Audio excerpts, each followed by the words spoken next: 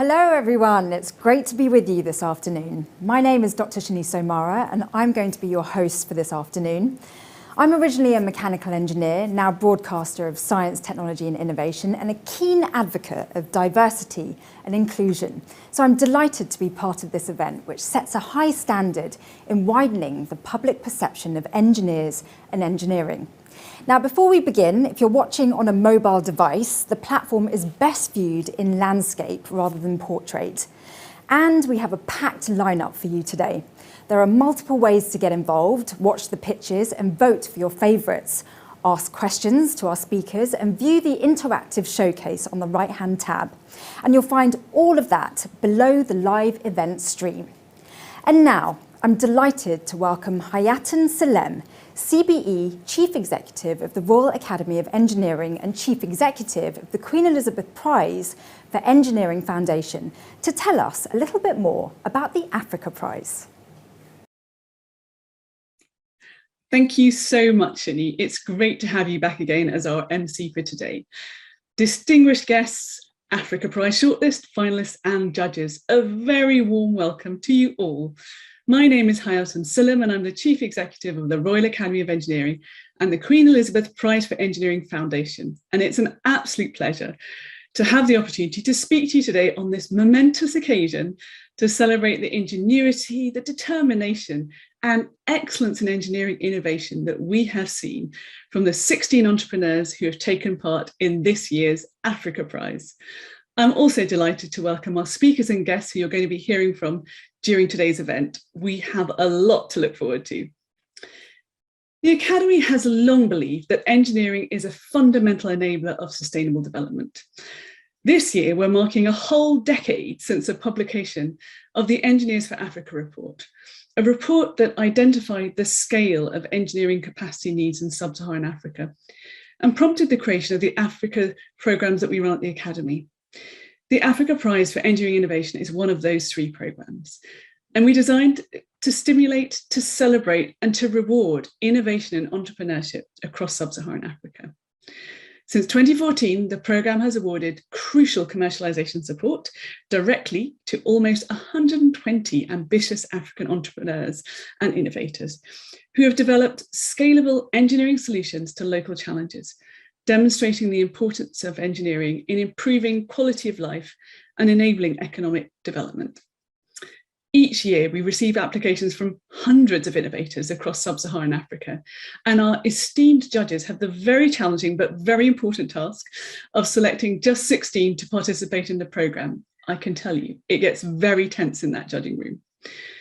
Over an 8-month period, the 16-strong shortlist participate in tailored training sessions. They receive peer and product mentoring and hone their business plans so that they can progress their innovation to that next level and in the process to increase their scale of impact.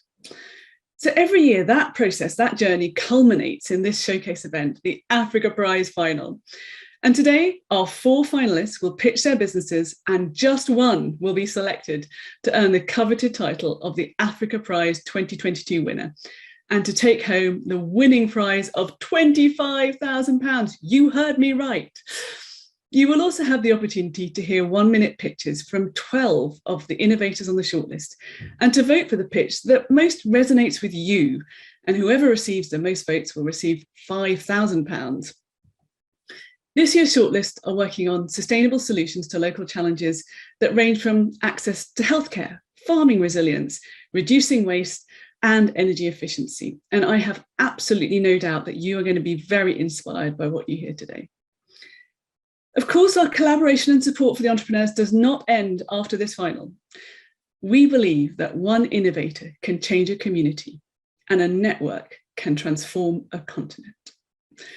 Today, we have an alumni community of over 100 talented innovators, many of whom continue to engage with this programme to support new members of this shortlist. Alumni have been able to apply for business grants, mentoring and other opportunities to continue to support the growth and development of their innovations. We are incredibly proud of the Africa Prize entrepreneurs, and we've seen over the years how their innovations have contributed to addressing global development challenges.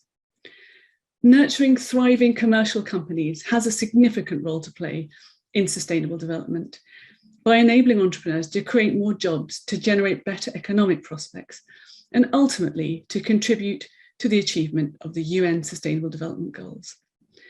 Our alumni community continue to share their successes with the network.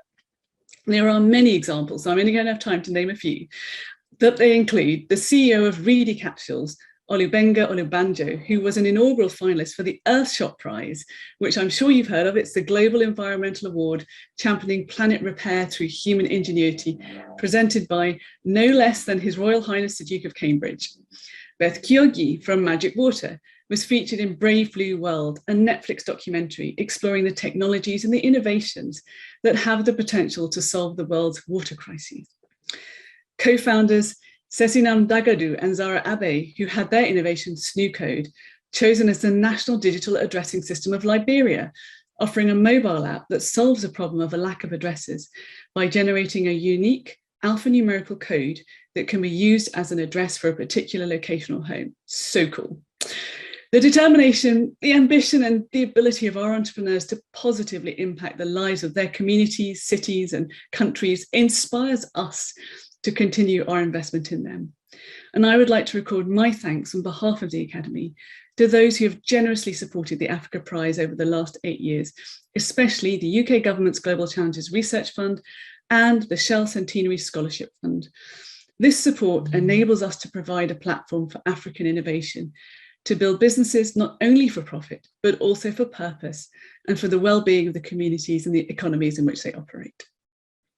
We're looking for new partners to come on board and support the Africa Prize in a range of ways, from funding all the way through to opening up new networks. So if you're interested to discuss that further, we'd love to hear from you. Please do get in touch with a member of the Academy team or via our website.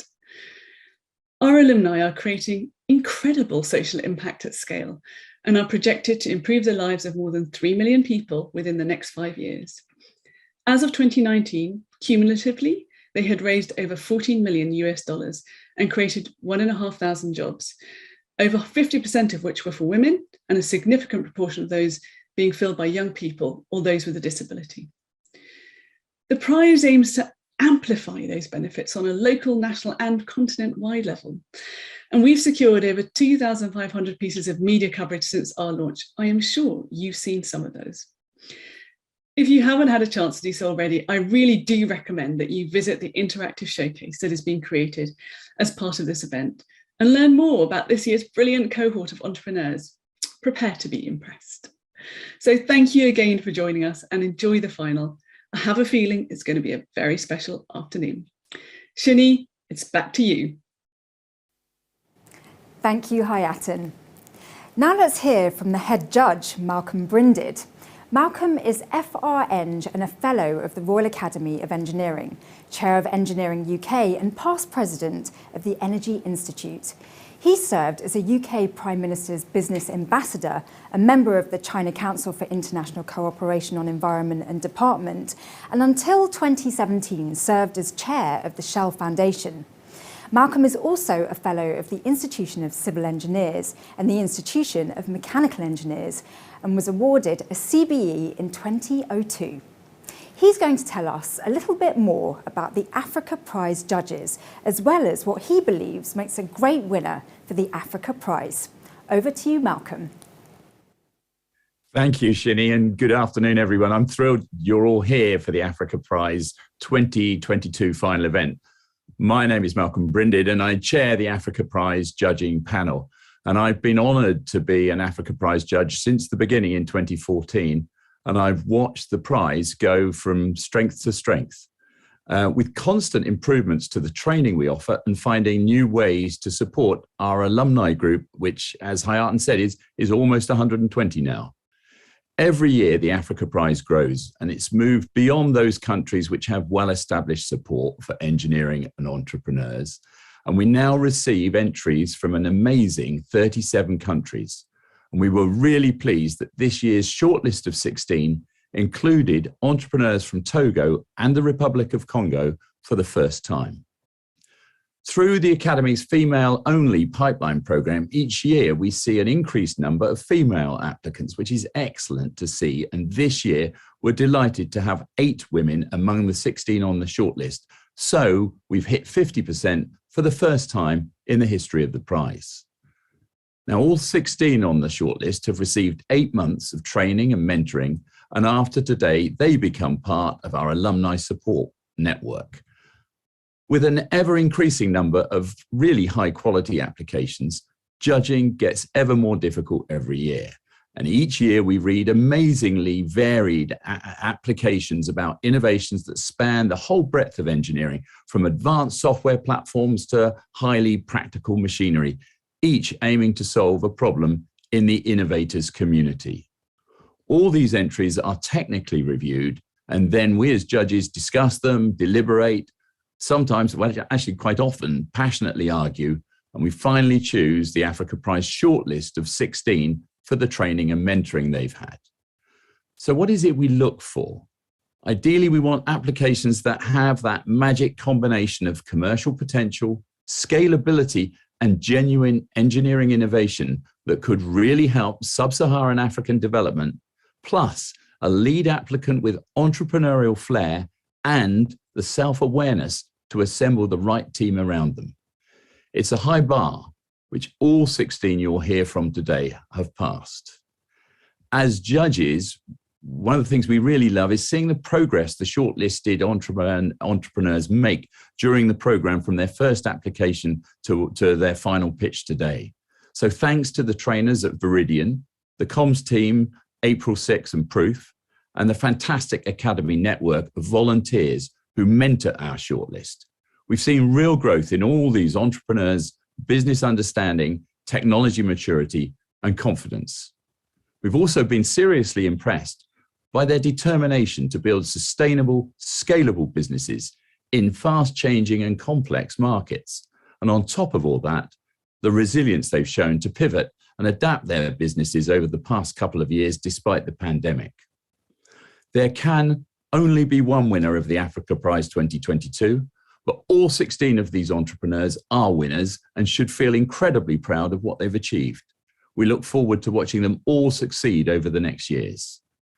With that, I'd like to introduce my fellow judges, who I'm delighted to be judging today with.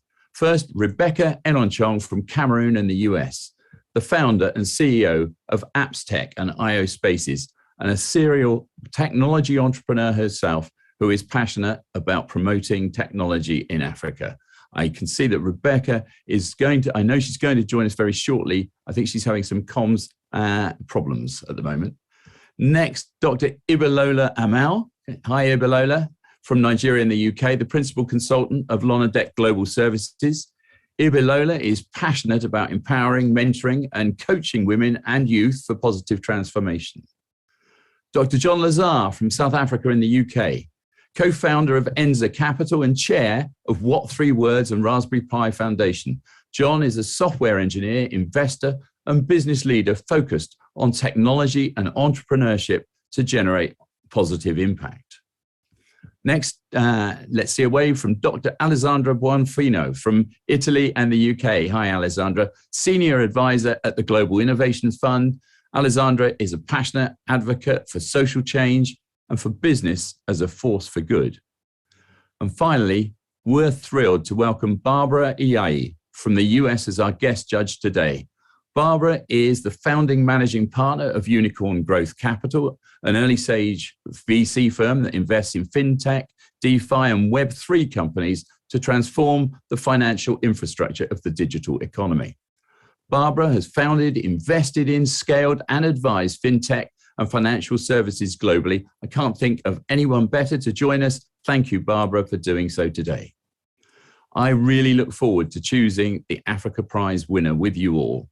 We know it's going to be tough, so good luck to all our fantastic finalists. And I now hand back to your event host, Dr. Shini Samara. Over to you, Shini. Thank you, Malcolm. In the first half of the event, you'll hear from the 4 Africa Prize 2022 finalists. Each of the 4 finalists you're about to meet will deliver a 5-minute pitch presentation. After their pitch is finished, we'll bring the finalists in for a Q&A session with the Africa Prize judges, led by the chair of judges, Malcolm Brinded. If you'd like to ask any questions, please add them to the Ask a Question tab. You can also click the thumbs up to upvote other audience members' questions. Once all 4 finalists have had their say, there'll be an audience vote to select your favourite finalists, and the results will be shared with the judges as they deliberate the winner. This year, we're delighted that there's gender parity on the shortlist. 50% of the shortlist are women for the first time ever. And just a reminder, don't forget you can share this event on your socials with the hashtag #AfricaPrize. And don't forget to tag @RAENG Global. Now let's hear from the Africa Prize 2022 finalists. First up for you today, we have Nora Magero from Vaxibox, based in Kenya. Vaxibox is a small mobile solar-powered fridge that safely stores and transports temperature-sensitive medicines, such as vaccines for use in field vaccinations and off-grid hospitals. During the COVID-19 pandemic, the challenges faced by healthcare practitioners and supply chains in distributing temperature-sensitive medicine was highlighted globally and remains a problem for many types of vaccines. Nora and her team developed the Vaxibox to help get essential vaccines to communities where cold chain infrastructure is lacking to ensure patients don't miss the opportunity to be fully immunised. They're now running 3 pilot projects with rural healthcare facilities to evaluate the Vaxibox's features and efficacy. Let's hear from Nora.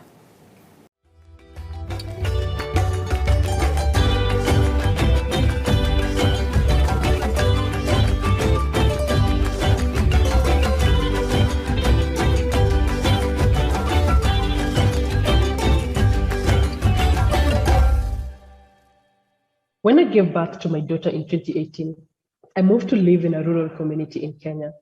I faced a lot of challenges trying to get her vaccinated. Most of the times when we went to the clinic, we were turned away because the vaccines had spoiled or they're simply not available. Unfortunately, I'm not the only mother who faces these challenges. 50% of all the global vaccines produced go to waste, most of them in Africa, due to the cold chain gaps, logistical gaps, and energy access gaps. And the aftermath of this is that 30 million children still suffer within the continent from vaccine-preventable diseases each year, while 1.2 billion Africans are yet to be vaccinated against COVID-19 today.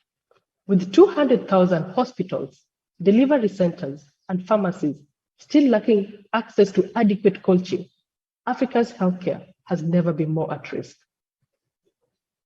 My name is Nora Magero. I'm the co-founder and CEO of a team that is developing Vaxibox, an ideal solution to these challenges. Vaxibox is a portable IoT-enabled solar vaccine fridge.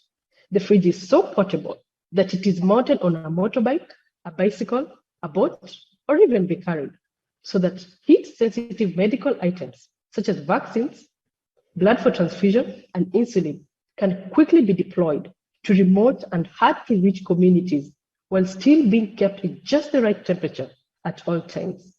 Vaxibox is ensuring that each and every single person, no matter where they are, get access to equitable healthcare. The most unique thing about Vaxibox is that it's IoT and AI-enabled. It's embedded with the real-time data collection, monitoring, and stock management capability. Wherever the fridge goes, it collects various data sets, such as the temperature and the location of the fridge. It also tracks the vaccines from collection to delivery to promote traceability of these medical items. This data is collected and relayed to a phone application and a backend platform. Vaxibox also uses machine learning. With all this data that is collected, it learns, it predicts, and it forecasts the energy consumption of the fridge, the maintenance schedule for the fridge, as well as the future vaccine stock requirements for the facility. In 2021, we developed the first working prototype and piloted it out in 3 rural facilities in Kenya. We saw staggering and promising success. So in 2022, we advanced the design of Vaxibox. We've produced a few advanced pieces in Kenya today. And as of now, we're preparing to launch a large-scale pilot in partnership with the Makueni County government in Kenya with the new advanced version of Vaxibox. We've applied for 2 patents, one for the fridge and one for the IoT solution. We are also working on getting pre-qualified by WHO so that Vaxibox can be supplied to each and every single facility in need within the continent. But our biggest success is that this year we achieved first revenue. We sold 5 Vaxibox fridges at a revenue of £8,421. Our business model targets B2B customers to supply private and faith-based health facilities, pharmacies, and cold chain logistics, as well as B2G customers to supply Vaxibox units to public health facilities that are financed by development organizations like UNICEF. By doing this, we'll generate a revenue of £2,006 per fridge that is embedded with just temperature monitoring IoT capability. So if a user wants to unlock the premium services, such as the stock management and energy monitoring, they pay a monthly subscription of £34. I have the honor of leading a team of 2 other co-founders in the healthcare and engineering space. Together, we lead a product development team that comprises of mechanical, automation, and electronic engineering, a full stack developer, and a finance manager. My team is backed by a pool of experienced mentors and advisors from engineering, healthcare, product development, and business development space. We are seeking £450,000 in convertible note so that within the next 12 months, we get to increase our production capacity and supply Vaxibox units to our growing wait list. We will test out various commercialization models and also acquire WHO certification to allow us to scale Vaxibox in the whole continent. We are also seeking partners in the large-scale manufacturing sector and also partners in the global healthcare space. So we invite you to partner with us to ensure that Vaxibox will impact the life of each and every single child and adult to get fully vaccinated. We invite you to partner with us to ensure that we bridge the cold chain gap within the African space. Thanks, Nora. That's a great presentation. It's a great product to see, and I can see how it's going to serve a real need. So we're going to Q&A, and for you, I'm going to ask the first one, which is, it's great to see that you've sold 5 Vaxiboxes. Your business plan that we saw showed quite a scale up to, I think, over 100 you were hoping to sell this year. How are you going to drive both the increase in manufacture and the increase in sales? Thanks so much for that, Malcolm. So for the next short-term period, within 6 to 12 months, we'll maintain the same manufacturing, but just ensure that there's quality assurance with the fridges that we're producing. But then we're working on having our own local assembly workshop so that we outsource the key manufacturing components, but then for better quality and quality assurance, we assemble in our own workshop. But in the next 3 to 5 years, we're looking at signing a manufacturer's contract with a company called Matsumoto, who will be a one-stop shop for each and every single thing, and also give us the quantities that we need to basically up our production capacity, but also ensure that the quality that we require is actually being maintained. Excellent. Well, good luck with that. And now a question from Ibilola. Congratulations, Nora. Well done on your solution. Could you just tell us a bit more about the software platform and how you intend to leverage the technology to increase the impact? Thanks so much for that. So our software platform is IoT and AI enabled in the fact that wherever the fridge goes, it's able to collect various data sets, like the temperature and also the stock that is being collected, the stock that is being issued and also being received. So you see, this monitoring solution helps us as the manufacturer to monitor the fridge and give a full after-sales support and ensure longevity and also reduce the maintenance costs. So our support is guaranteed. But then also for the end users, they get to collect various data sets that are used for planning healthcare programs and also just ensuring traceability for all for the healthcare products that are being released into the market and also enabling them to plan all the activities going forth. Now, the AI aspect is what is the exciting part, because the fridge is, after a while, when the fridge is at a facility, it's able to monitor a facility's operation to literally tell that today is a Wednesday, you have high numbers on Wednesday, so this fridge with the weather that is available is going to take you several hours before maybe it goes off, or maybe you reduce operation and opening and closing.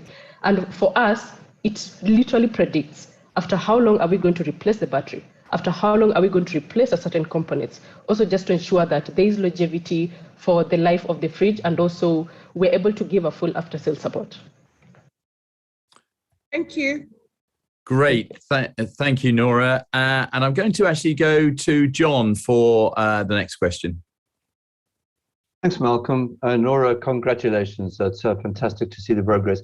I was picking up on Malcolm's question to some extent. I'm interested, obviously, that you say you have two routes to market. One is B2B, and the other obviously is selling into the government. Can you talk a little bit more around your progress on interactions with government health departments? How are you getting on? I know those are generally quite long processes. How are you finding that, and what are the prospects for that? Well, right now I'm quite positive that we're going to make breakthrough with the government. Specifically, we have negotiated an MOU with the Makueni County government, because healthcare in Kenya is quite devolved. So county government is a good starting point to work with the government. And what Makueni County did is they got the lawyers to draft the MOU to the legal part, and they passed it to the cabinet. So that's where the hurdle is, because there's so many in the cabinet and so many interests, but we just need the cabinet to approve, and the governor appends a signature, and we're in with the government. And the bit about Makueni is it always takes up various healthcare models that are easily replicated across Kenya. So if we get Makueni, this MOU signed, we're sure we're going to replicate the same model within Kenya, because whatever Makueni takes up always end up just replicated across Kenya.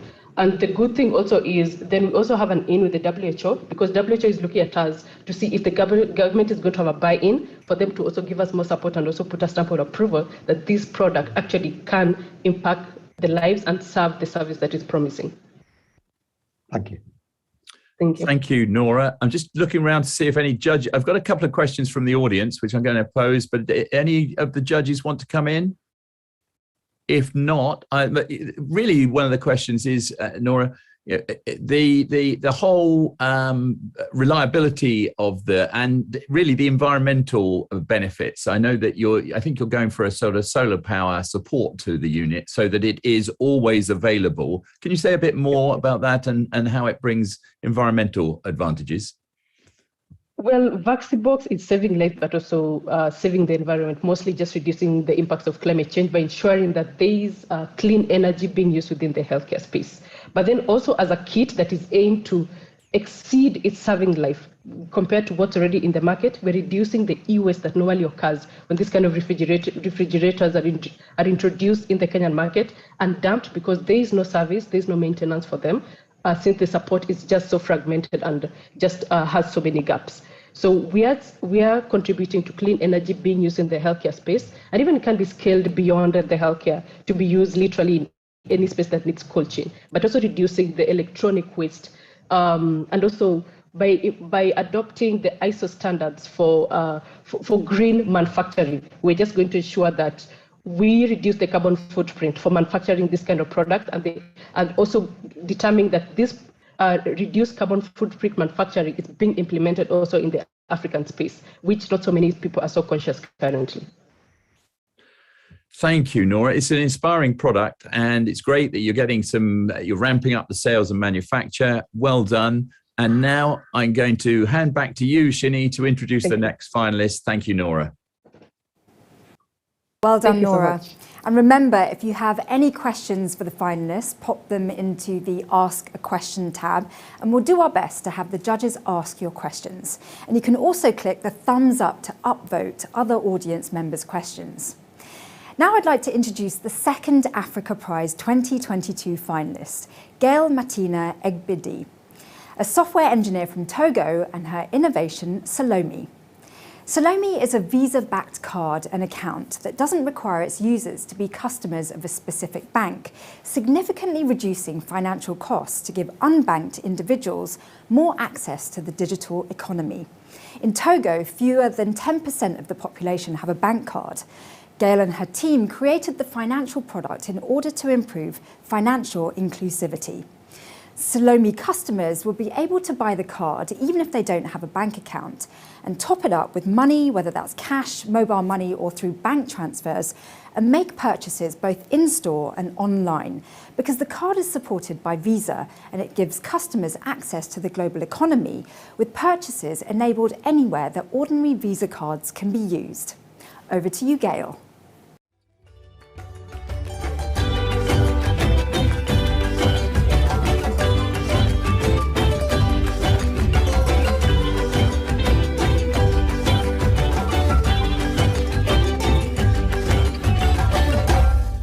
Hello, my name is Gail Martinez-Bidi, co-founder and CEO of Solim.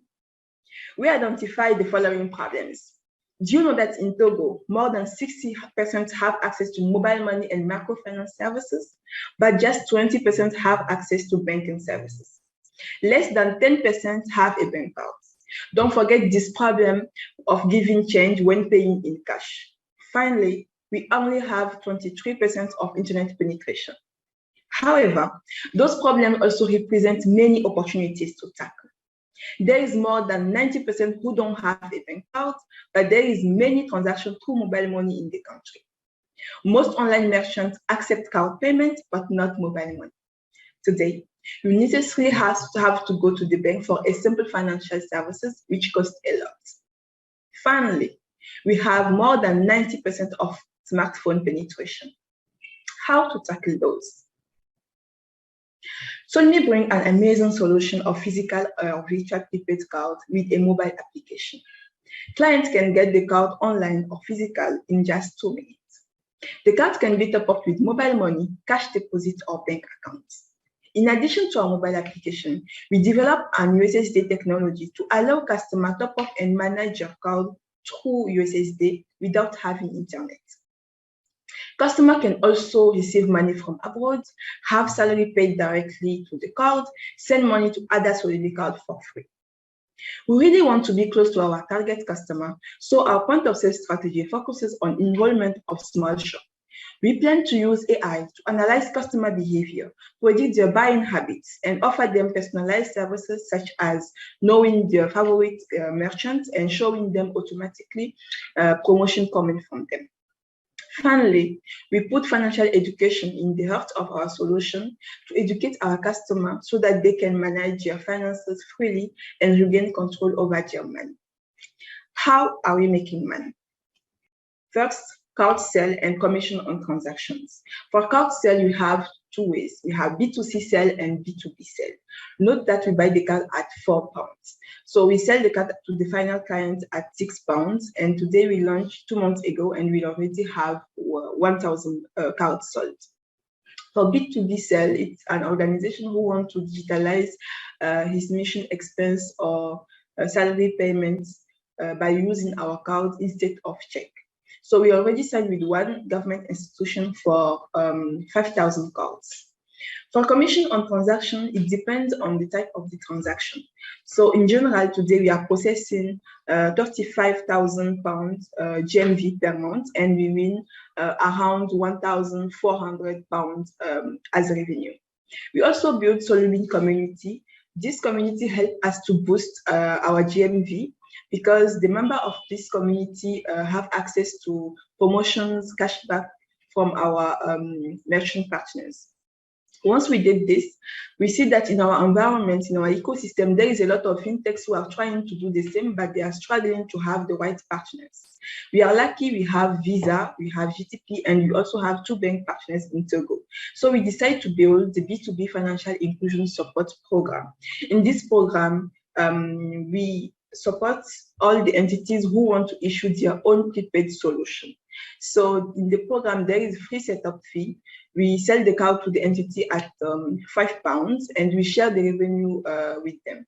There is 40% for the fintech, 30% for Solimi, and 30% for the bank partner.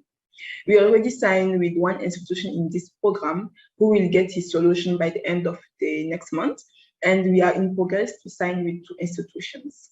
I'm also glad to announce you that Solimi is officially recognized as program manager by Visa for FinTech.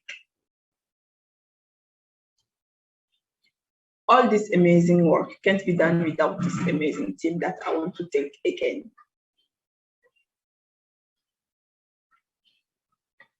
Today, we are asking for £194,000 to order more cards, invest in marketing and communication, to pay developer and invest to upgrade our mobile application, to recruit sales representatives, financial engineers, IT accountants.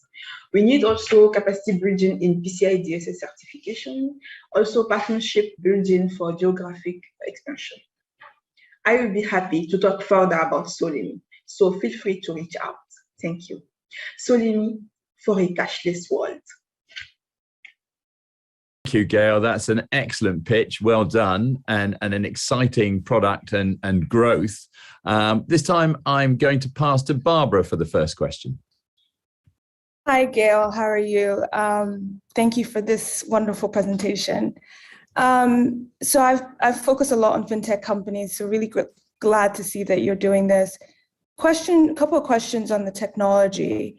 Are you leveraging APIs from banks, telcos? Like how much sort of in the ecosystem are you leveraging with respect to APIs to build sort of an interoperable platform so that these cards can be used across different technologies? Because as you can imagine, the payment sector is quite fragmented. And then a question related to that is really with respect to your B2B strategy, how are you going to work with, how are you going to get fintechs and other, others outside your ecosystem to use this technology from a B2B perspective? Hi, everyone. Thank you so much, Barbara, for the question. For APIs, that's true. We are working with a lot of APIs. We're working with telco APIs to allow our client to top up their account with their mobile money. We're also working to bank APIs so that we can process those transactions that our clients are making through their mobile money. So we have our own APIs, and we are communicating also with telco ones and also the bank processor APIs to build our solution.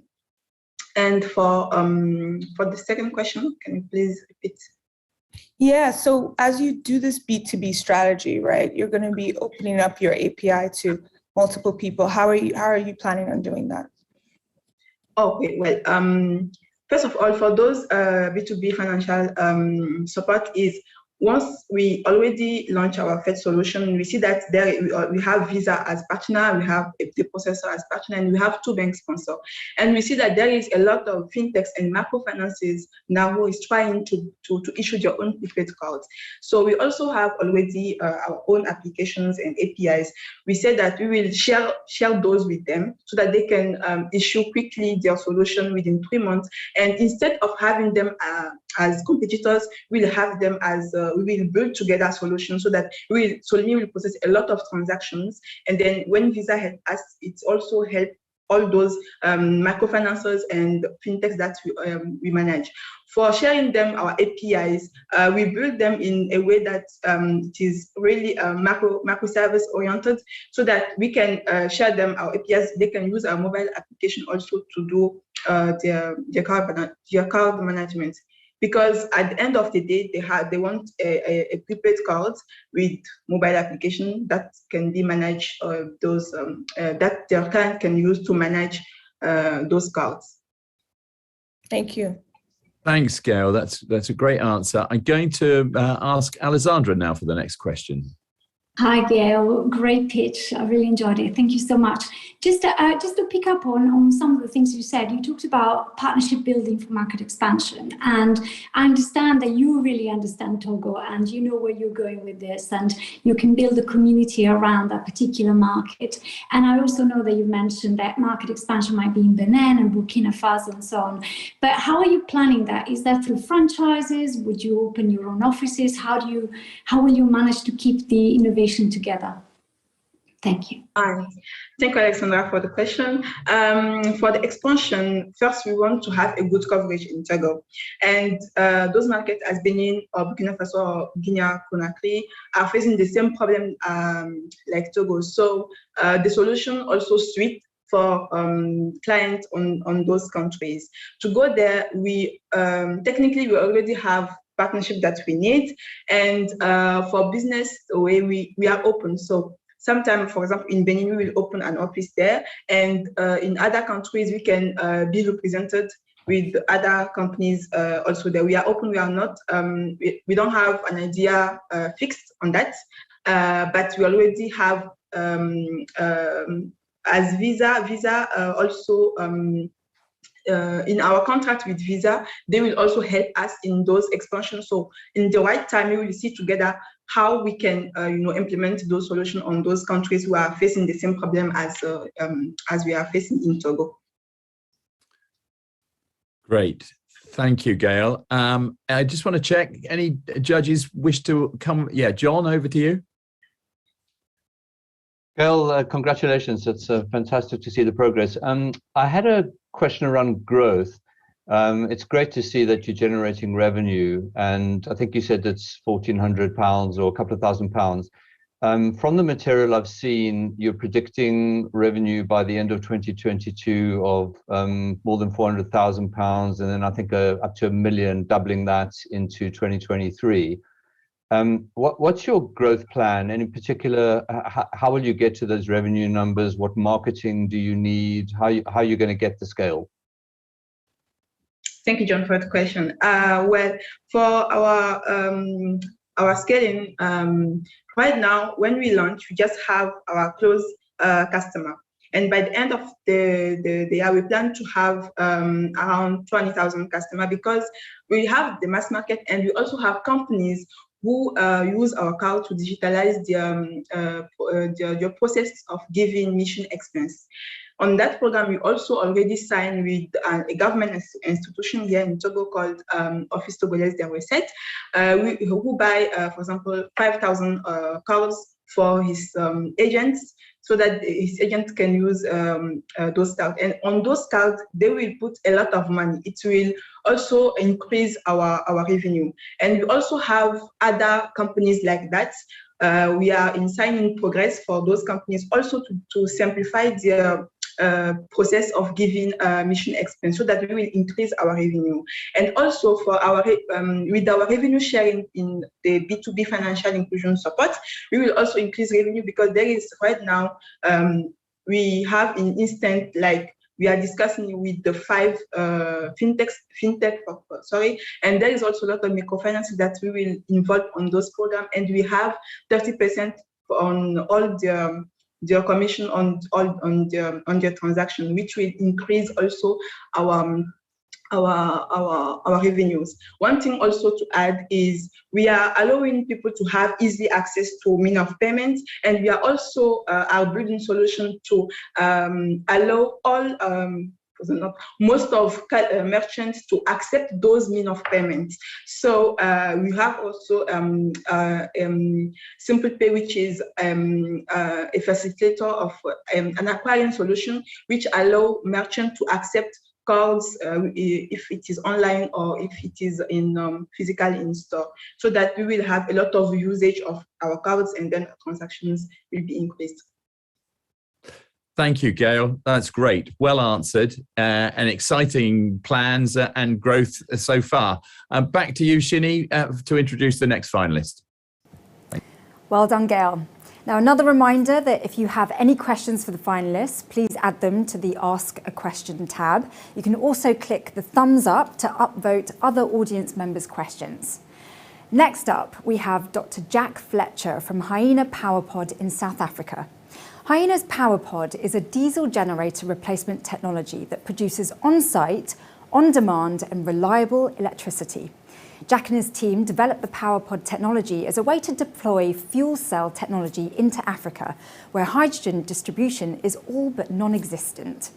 Liquid petroleum gas, or LPG, is an ideal source of energy because its use in cooking and heating are already widespread. By using the existing LPG infrastructure, Hyena makes localised power generation in remote locations a reality. The power pod generates the necessary hydrogen from LPG and water and then converts it into electricity. Jack and his team have demonstrated the technology and developed several prototypes at a small scale. Now they're working on a pre-commercial 5 kilowatt power pod for telecom towers. But enough from me. Let's hear from Jack.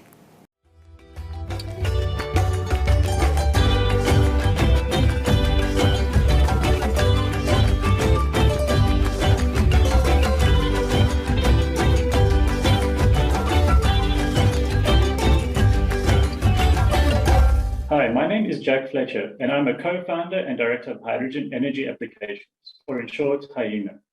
Here at Hyena, we're developing the PowerPod. The PowerPod is a fuel cell-based diesel generator replacement. It is silent, easy to service, operates independent of weather condition, and uses existing fuel infrastructure. As you know, internal combustion engines, like the diesel generator, are polluting, unreliable, and inefficient. For many markets, hydrogen fuel cells offer a cheaper, more reliable, and eco-friendly alternative. An example where the PowerPod can have a large impact is in the telecom tower market. In sub-Saharan Africa alone, there are over 300,000 off-grid and for-grid towers, and this number is growing rapidly, with more than 100 new towers commissioned every day. So then, why are we not seeing more fuel cells in the field? Simply, the answer is there is just no hydrogen distribution or storage infrastructure. Where do you buy your hydrogen? Hyena makes fuel cells possible.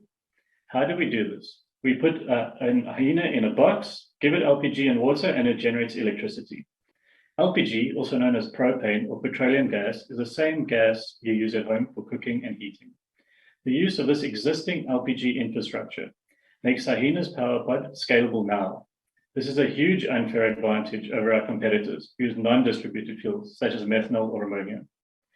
Even though LPG contains carbon, LPG can also be made green from captured CO2 and renewable hydrogen to form green LPG, or as we call it, green gas.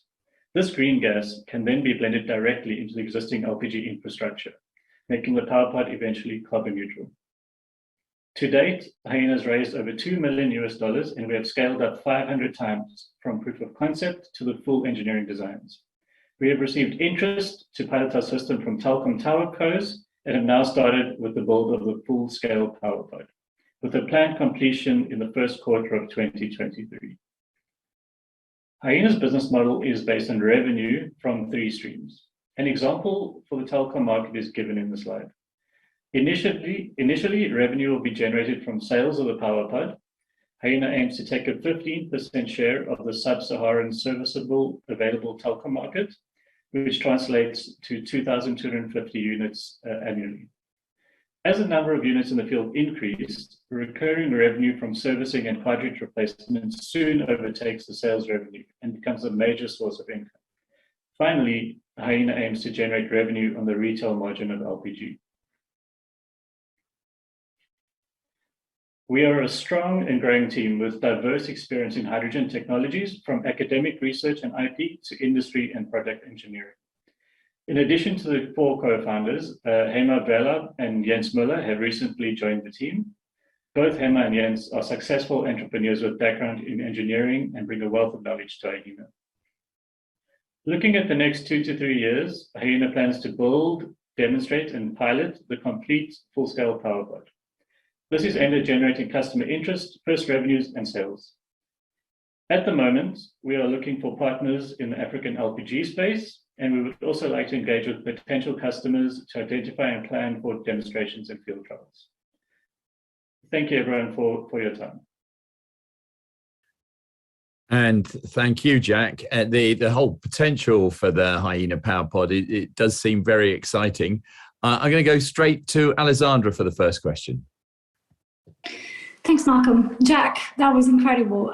Really, really interested in what you're doing. And I had a question mainly about the tower market. I mean, you obviously, you explained incredibly well in your pitch why you're targeting them. And I just wanted to ask you for an update whether the tower market in Africa, so are they ready for this? How are they responding? You said that there is interest already. And I just wanted to understand your experience so far, your timing in kind of getting to the 15% that you mentioned in your pitch.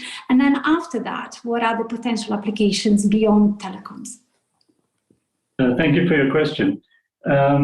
Yes, so I think, I guess in businesses like this, timing is everything. And I think we are at the right time for various reasons. I think because the tower market is growing so rapidly, and there's such a lot of competition in the market, especially the off-grid towers need to be reliable. If these towers aren't running, they're losing customers. So they need reliable technology to satisfy the customer need, and fuel cells can provide this. They're much more reliable than diesel generators. Another reason why the timing at the moment is very good is that the world is moving towards net zero, so reducing carbon emissions. And this technology has the potential to be net zero, although at present we produce about 15% less CO2 than a diesel generator, with the potential to make it much less. So, speaking to the tower companies so far, they're very open to doing demonstrations. Basically, the reply that we get when we contact them is that, sure, bring the power plant to the site. So I think that's very important for us to build this full-scale unit, so we can actually do that. We can actually take it to sites, put it on the telecom towers and demonstrate it to our customers. So I think there's a huge drive and a need for this technology. We are in talks with one large telco. They've got many towers all over Africa. And so I think there are some other questions about levelized cost of electricity over the lifetime of the system and those type of things, which we're looking at with them now. So yeah, and then the other answer to sort of what other applications? Yes, Malcolm. Yeah, I was going to give you your answer briefly, Jack, then I'm going to bring in John. Keep going. Sure. Yeah, so as the cost comes down, other markets open up. Some interesting ones are power to remote eco lodges. Obviously, you don't want the noise of a diesel generator. This can do that. But even later, for domestic use, replacing diesel generators in South Africa, we have a huge problem with load shedding. So you could, once the cost comes down, you could even do that. It's basically a diesel generator replacement. Thank you, Jack. John? Well, fantastic innovation, Jack. Thank you. I'd like to go slightly technical, actually. And what I was going to ask you to do, two related questions. My question is, for a lay audience, how would you describe the absolutely core technical innovation here that differentiates you? Is it the way you process the LPG, or is it something about the design of the cartridge? And my related question on that is, are you planning on continuing to use platinum within the core elements, or are you going to move to some other catalyzer given the cost and the scarcity of platinum and iridium? Thank you. Thank you for your question. Yes. So I think our advantage, or let's say our technological difference, is two things. Like you mentioned, it's that we use LPG as what we call the hydrogen carrier. So obviously there's no hydrogen distribution infrastructure, there are no pipelines carrying hydrogen around Africa, or trucks even. So we use an existing fuel which contains hydrogen. And that's how we transport hydrogen around. So I think our technology is very good at converting that, or removing the hydrogen from LPG. That's where we have an advantage, and also in the design of the power pod. So we've designed the power pod itself for very easy servicing and maintenance. These cartridges that are in the system, they contain the catalyst, the part that removes the hydrogen. These cartridges can be replaced in the field, and you don't need to remove the whole system from the field and send it off to a special factory to do that. So you can kind of use the existing people in the field that are already servicing diesel generators to do this job. Thank you. Thanks, Jack. I think that's a good answer. I want to ask an audience question, which is, we understand that the philosophy of replacing diesel generators because of their cost, unreliability, fuel, etc. But compared with good solar with proper battery backup to ensure 24-hour reliable power, why would people go for your solution, the Hyena, rather than the solar plus battery solution? Yeah, thank you for your question. That's very valid. I think we can agree that if you have solar and solar is available and you're generating electricity directly from solar, you should use it like that. Our solution is one that can be used together with solar or in situations where you need reliable 24/7 power. So if you can imagine a remote lodge, maybe one of these luxury lodges in the wilderness area. Lots of them have solar panels, but if you've got clients that are paying thousands of dollars a night to stay at the lodge, and it's been raining for 2 weeks, you can't expect them to not have any power. And a lot of those lodges have backup diesel generators.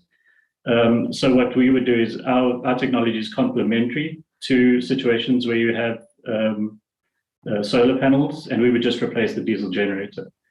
But in situations where you need very reliable power 24/7 without any upset, like clinics, rural clinics, and telco towers, where you're not able to have solar panels for various reasons, then you would use the power put instead of a diesel generator. Thank you. Thanks, Jack. Very clear, great answers, and very exciting that you've managed that fundraise this year. Back to you now, Shini. Thanks, Jack. Thank you. Yes, thanks, Jack, and well done. Now, lastly for this afternoon, we have Virtue Oboro from Nigeria with her innovation Crib Aglow. Crib Aglow is a foldable phototherapy crib that treats and monitors jaundiced newborns. Jaundice occurs when bilirubin, a natural substance made when red blood cells disintegrate, is abnormally high. Devices used to treat jaundiced newborns are not designed for under-resourced facilities. They're typically prohibitively expensive and highly sensitive to electricity fluctuations or outages. Virtue and her team worked to fill this gap in healthcare technology, creating a phototherapy crib that can run on either grid or solar power. It uses LED lights and actively monitors the level of bilirubin in the baby's body. It's completely mobile and a tenth of the cost of the average phototherapy device used in developed countries. The crib is already in use in 70 hospitals in Nigeria and with more than 50,000 newborns treated to date. Remember, you can ask questions during the upcoming pitch and Q&A session. Take it away, Virtue.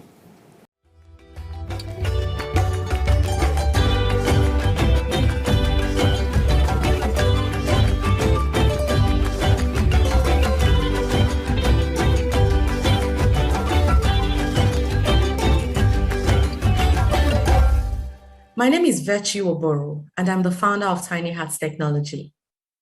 In 2015, I noticed my son was sleeping for longer hours. He looked pale yellow, but as a first-time mom, I thought he was just light-skinned. He was diagnosed with severe neonatal jaundice.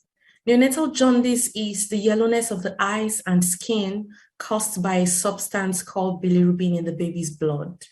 This condition affects over 50% term babies and 80% preterm babies globally. And if not treated early, can cause blindness, deafness, cerebral palsy, or even death. Yearly, 6 million babies globally do not have access to effective phototherapy treatments because they lack access to phototherapy devices. Out of 7 million babies born in Nigeria yearly, 4.5 million of them are diagnosed with neonatal jaundice. 1 in 22 of these babies die because of this condition when left untreated. We have designed the Crib-A-Glow phototherapy unit for the treatment of neonatal jaundice. This device breaks the barrier of cost, access, electricity, and early detection in phototherapy. It is lightweight, collapsible, and easy to move around, solar powered, so it works everywhere there's a jaundiced baby in need. It has diagnostic functions. We go further to provide continuous medical education on neonatal jaundice in rural areas. The underlying magic of the Crib-A-Glow units is uninterrupted power supply that makes recovery rates faster by 40%. Healthcare providers have also recorded that the incidence of emergency exchange blood transfusions have reduced by over 70%. This is because properties of our LEDs have a higher penetrating power on the baby than other units. The Crib-A-Glow generally does not leave side effects on babies such as skin burn, high temperature, and rashes.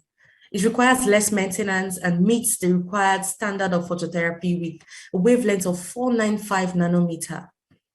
The Crib-A-Glow is easier to set up and use by non-professionals, so it is easily and quickly adapted in rural communities compared to others. We operate a business-to-business and business-to-customer model by selling Crib-A-Glow units to medical equipment distributors, hospitals, and renting to hospitals and homes on demand.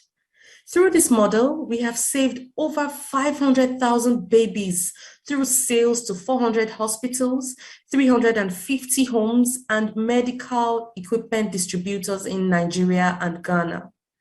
We are currently in conversation with partnering organizations to roll out Crib-A-Glow units to 120 units in Nigeria.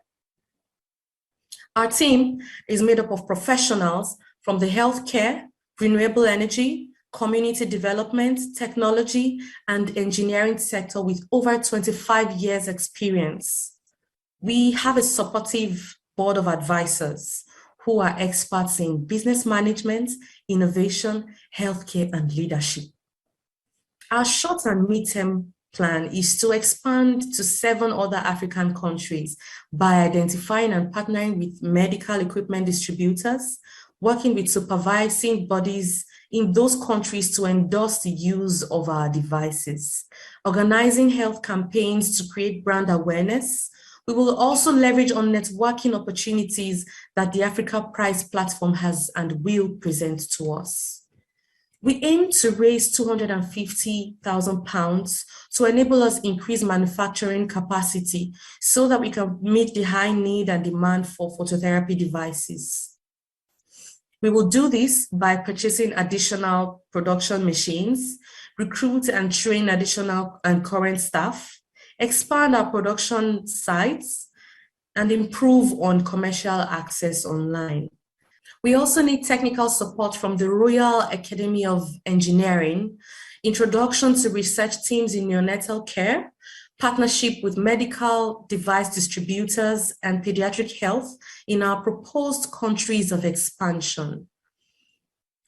We are equalizing health by designing and deploying medical devices to reduce infant death and disabilities in Africa. Thank you very much. Well, thank you, Virtue, for a great pitch, and also, you know, the fact that the product has such an important benefit. That's so clear. I'd like to go straight to Barbara for the first question here. Thanks, Malcolm. Hi, Virtue. Wonderful product and really happy for what you're doing. Just a question on sustainability of what you're doing. Can you just run through the cost of production, where your production sites are, how much money each of these units cost, just to give a sense of margin and just a sense of whether or not this will require a lot of volumes for you to really make money from it and keep it sustainable.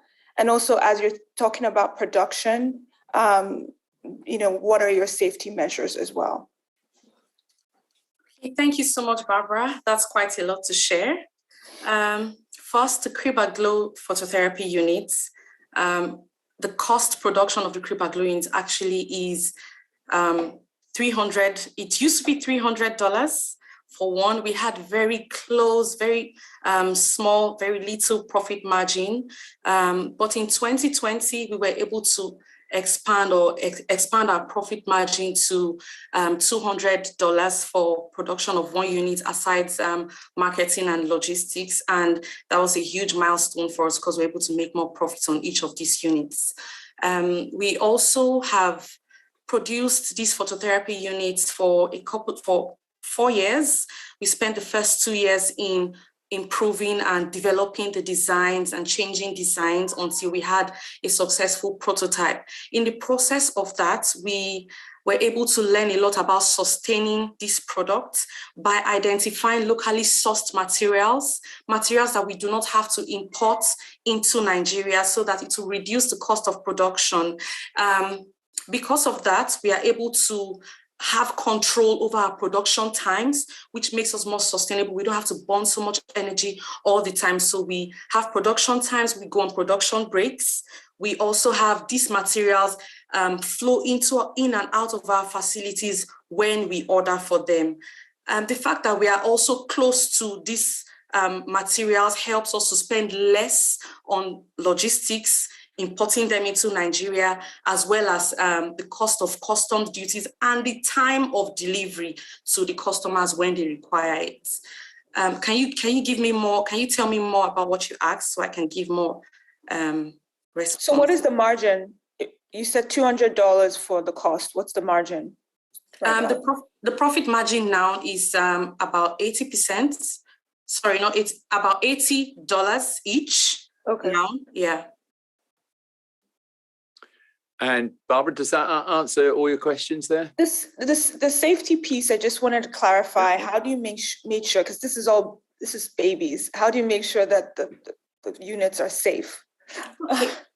Thank you. My apologies for skipping that. From the start, we have worked with professionals, pediatricians, biomedical engineers, and we have also ensured that the Kriba Glow unit goes through a quality control process where we have registered with the NAFDAC, which is the National Agency for Food and Drugs Agency in Nigeria, to ensure that we are working in line with quality control. Another thing we do is we ensure that hospitals test, try, and even labs, they try out these phototherapy units before. That's what we did initially, and we keep doing that when we have a new design of the Kriba Glow phototherapy unit. However, continuously we get feedback from professionals, which are pediatric nurses and doctors, those health professionals who are focused on taking care of the babies in the device. So they give us constant feedbacks. Whenever we have a feedback that requires us making a change for safety reasons, we make a change, and then we update our safety measures with the NAFDAC agency. That's great. Thank you. And I'm going to pass now to Ibilola. Yeah, I think you're in Nigeria at the moment, Ibilola. So a question from you. Yes, thank you so much, Malcolm, and well done. This is such a fantastic solution for babies. What are your key partnerships and collaborations that have strengthened your sales and impact? And what is outstanding? What sort of partnership are you looking for right now that will make a huge difference and accelerate the growth of your market and increase the impact? Thank you very much. We are currently in partnership with hospitals in Nigeria, government hospitals. These hospitals ensure that when they use the phototherapy unit, they're able to give us feedbacks and also recommend us to the Nigerian Medical Association. We have also a new partnership with the Association for Neonatologists in Nigeria, starting from the 20th of June. What's strategic about this partnership is that these are the people who take the decisions in terms of medical device procurement. These people will recommend our devices to organizations. They will recommend us to people and bodies who would purchase more of these devices. We are also in collaboration with medical device distributors, for example, LifeBank, and a couple of other organizations that purchase in bulk these units and deploy to other organizations. These organizations are also strategically positioned in places where, even when they are positioned as their organizations, they still talk about the Kribaglo phototherapy unit as their achievements. So that's where we are, and where we are looking at is while we came tops as the Africa Prize finalists, we were able to secure a new partnership with the Nigerian Army, and we'll be deploying our phototherapy units to all the Nigerian Army hospitals in Nigeria, which is quite big. It covers the military, it covers the Navy, the police force, and lots of all these other hospitals across Nigeria. These are one of the partnerships we've looked forward to, and we are expecting to seal up other partnership deals with research organizations. After this, we hope that we'll be able to leverage on networking with research organizations and in and out of Nigeria, as well as hospital equipment distributors in Africa generally. Thank you. Thank you very much. Thank you, Virtue. I think just a one-liner. What is your distinctive competitive edge against your competitors?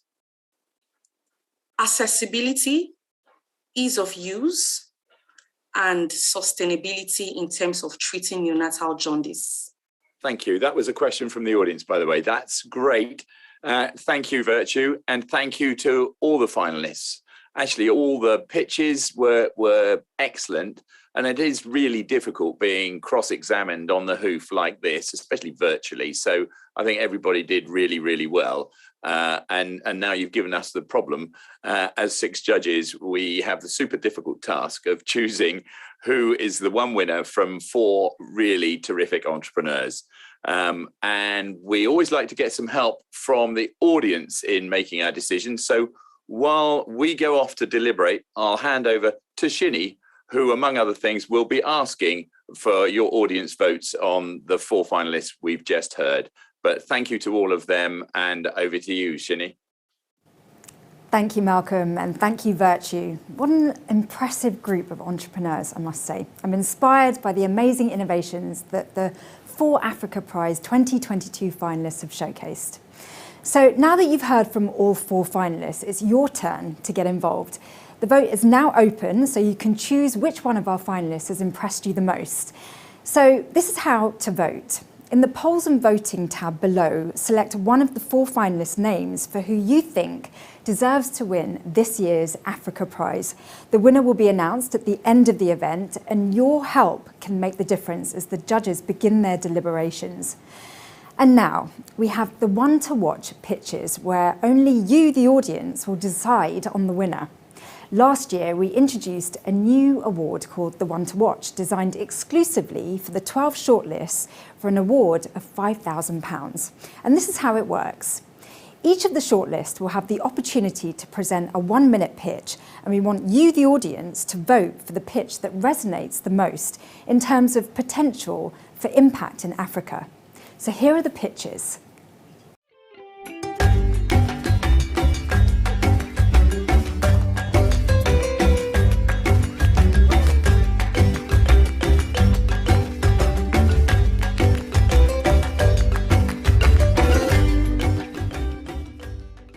Hello, my name is Julius Mulu from Elite Uganda Limited. At Elite, we are solving the problem of difficult intravenous cannulation in children. 50 to 80% of children who come to the hospital will need a needle inserted for intravenous medication.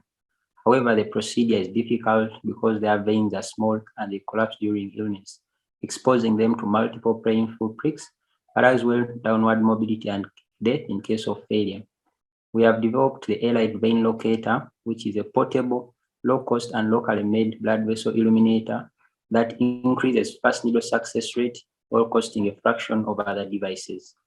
It is designed to suit conditions in sub-Saharan Africa, and once commercialized, it will alleviate the clinician's burden of locating veins, but as well improve patients' outcome and satisfaction by increasing first needle success rate. Thank you.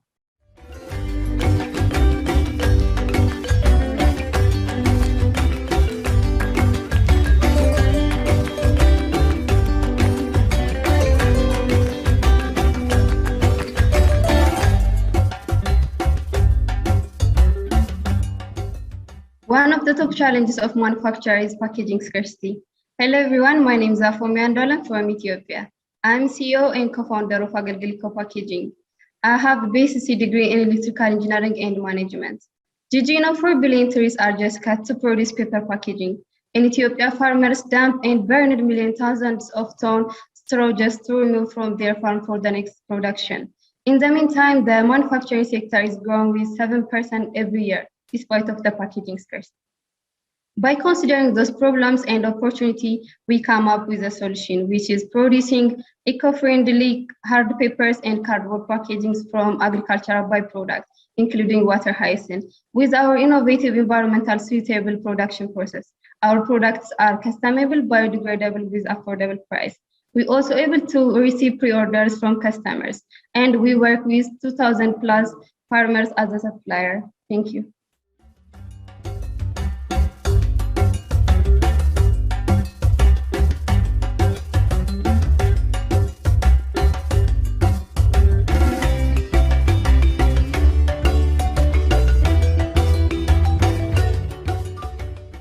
Hello, I'm Lauren Shakwansa, co-founder of Aquaponics Hub. Food insecurity on the African continent is quite alarming, with Ghana having a food insecure population of 3.6 million. To help solve this problem led to the creation of Aquaponics Hub. Aquaponics Hub consists of a kit complete with sensors and a mobile app.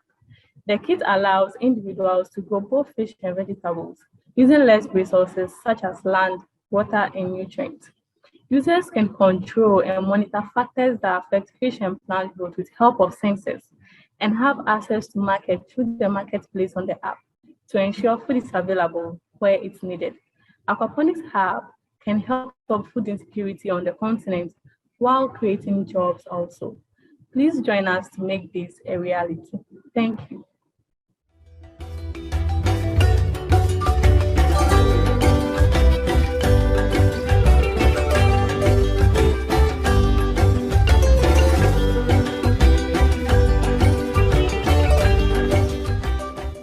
Is there anything more important in your lives than your families? Hello, everyone. My name is Juvelin Goum. I am the CEO and co-founder of Blickly. We provide sustainable cooking solutions for African kitchens made entirely from recycled metal scrap.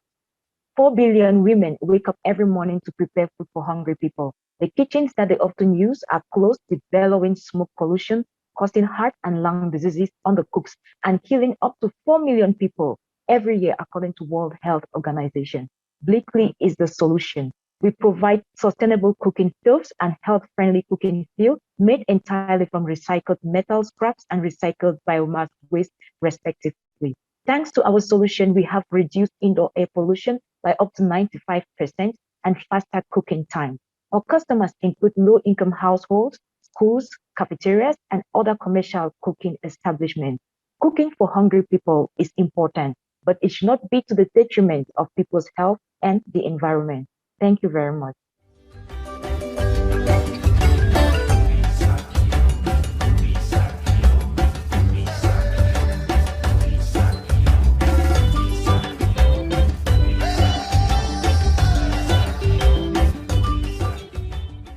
Good day, I'm Koye from Nigeria. I'm an energy entrepreneur and I co-developed CodeBox Store. CodeBox Store is a network of solar-powered cold storage facilities that are deployed in underserved farming communities to boost the productivity of smallholder farmers. It is a known fact that smallholder farmers lose about 55% of their harvested produce to food waste along the supply chain, which is largely caused by lack of sustainable cold chains. This is a problem CodeBox is already fixing. CodeBox Store also doubles as a first mile aggregation center that connects smallholder farmers to markets. We have a working commercial viable product, and we're scaling up our operations with the partnership of key stakeholders in the industry, such as Rocky Mountain Institute, USADF, Nigeria's REA, OLON, and many others. And we're open to other partnerships that share the same vision of ensuring food security and safety on the African continent. Thank you.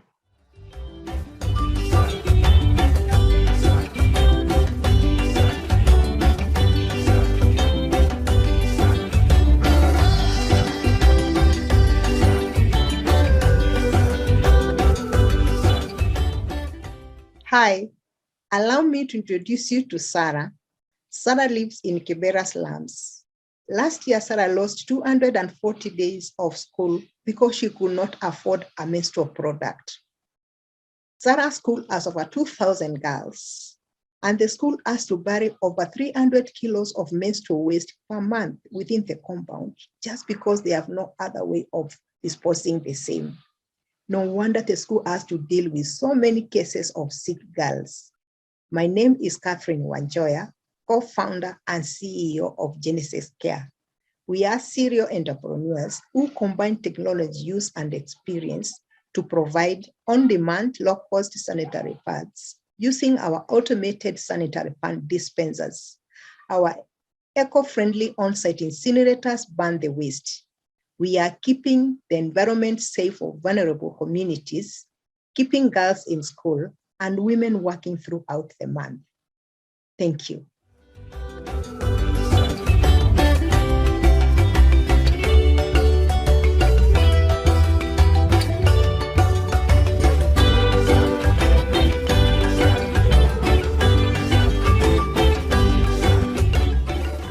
My name is Miriam Eluma, and I'm the founder of Hobby. So close to 50% of Nigerians live on less than $1 per day. And as a result of this poor savings, people are struggling to afford what others no longer use but end up disposing. Hobby is addressing this growing inequality using a circular economy approach where people are incentivized to share their pre-owned items with others who then obtain these items using our virtual tokens called buzzes. So our tokens empower low-income earners and the unemployed to save money obtaining items they need, while also encouraging them to reuse, which benefits the environment. Currently, over 2,000 items have been free cycled on our platform that have impacted 1,700 people, majority being women.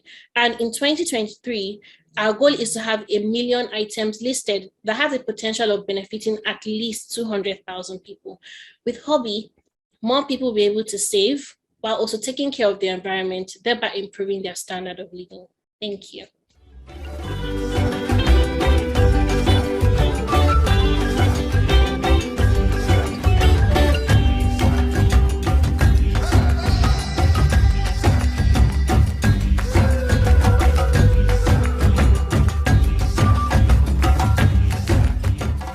Is Jivel Kubatuka, co-founder of Green Tech Africa.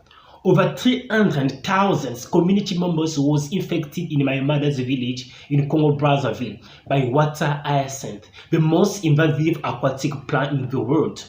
The best way to address this problem was to use this talent to tackle another challenge, industrial pollution.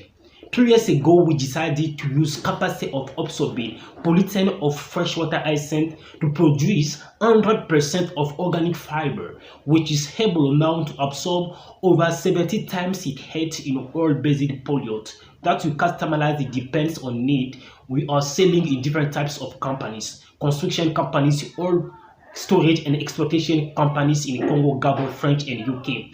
We developed community collection system with 85% of women. We are working with 10 villages and mobilizing over 300,000 community members.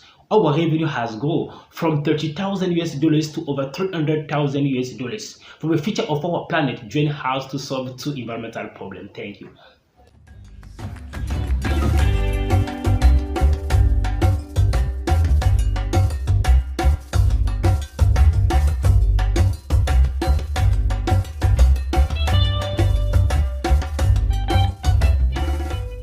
Hi, my name is Philip Cheso, co-founder and lead engineer at Peak Energy.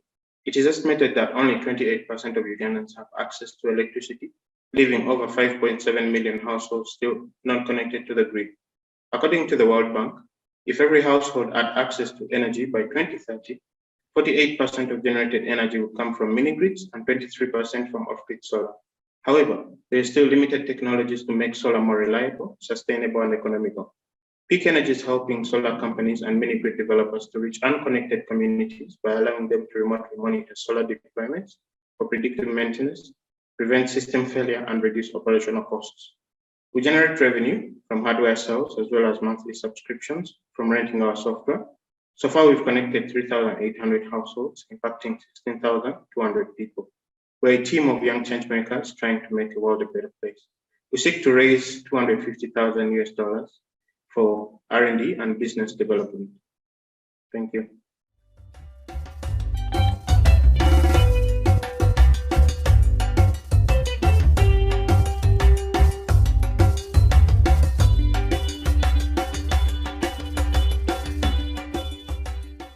Hi, my name is Oluwatobi. I'm the founder of Solar Poacher. One of the challenges faced as an undergrad was always this inconsistent power supply and internet connectivity. Sometimes we could go for months without electricity, which mostly affects our research work. At Solar Poacher, we have created highly durable solar power workstation, which is designed to charge electronic devices and then gives you access to internet. We built an online booking management system that gives users a spot at the table. At Solar Poacher, we are open to collaborate with tertiary institutions and government parastatals. Thanks a lot.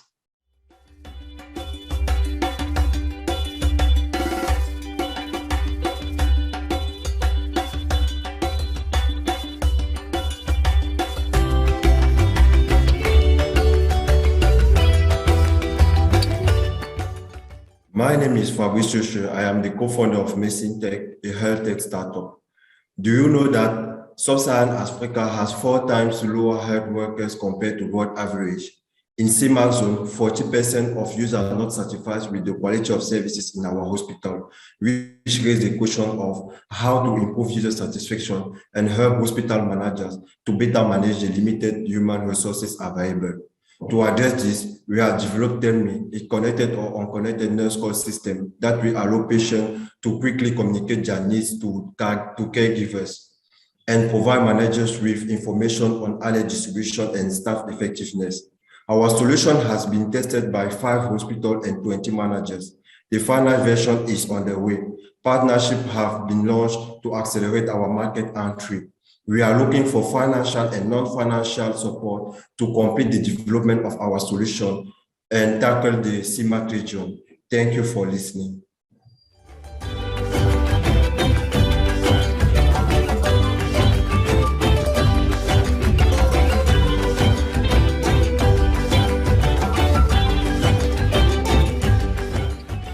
My name is Femi Taiwo.